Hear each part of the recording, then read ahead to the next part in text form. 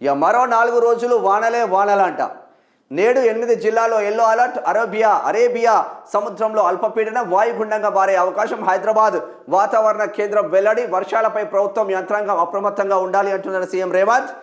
బుధవారం విస్తారంగా వానలు, పిడుగుపాటుతో 4 మృతి చెందింది. రాష్ట్ర వ్యాప్తంగా విస్తారంగా వానలు పడుతున్నాయి. బుధవారం పలుచోట్ల ఉరుములు, పిడుగులతో కూడిన భారీ వర్షాలు నమోదయ్యాయి. కొన్ని పట్టణాల్లో కాలనీలు నీట మునిగాయి, రోడ్లు జలమయం అయ్యాయి. విద్యుత్ సరఫరాలో అంతరాయం ఏర్పడింది. భారీ వర్షాలతో రాష్ట్ర వ్యాప్తంగా కొనుగోలు కేంద్రాల్లో ఉన్న ధాన్యం తడిసిపోయింది.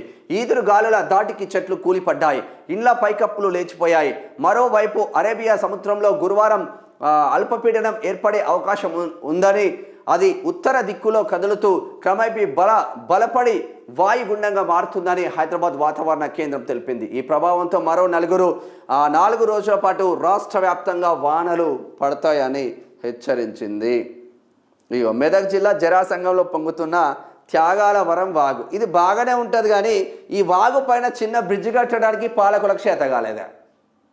జరాసంగం ఫేమస్ టెంపుల్, జైరాబాద్ నియోజకవర్గం.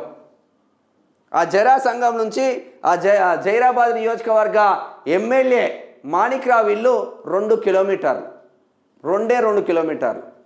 ఆ 2 కిలోమీటర్ల సొంత ఊరికి, ఆ జరాసంగానికి ఒక బ్రిడ్జ్ కట్టలేని దుస్థితిలో ఈయన ఉన్నాడు. గెలిచి ఏం లాభమా? మీరు గెలిచి ఎట్లున్నాయి మీ జైరాబాద్ ప్రాంతంలో రోడ్లు ఎట్లున్నాయి? ఆందోళనలో రోడ్లు ఎట్లున్నాయి?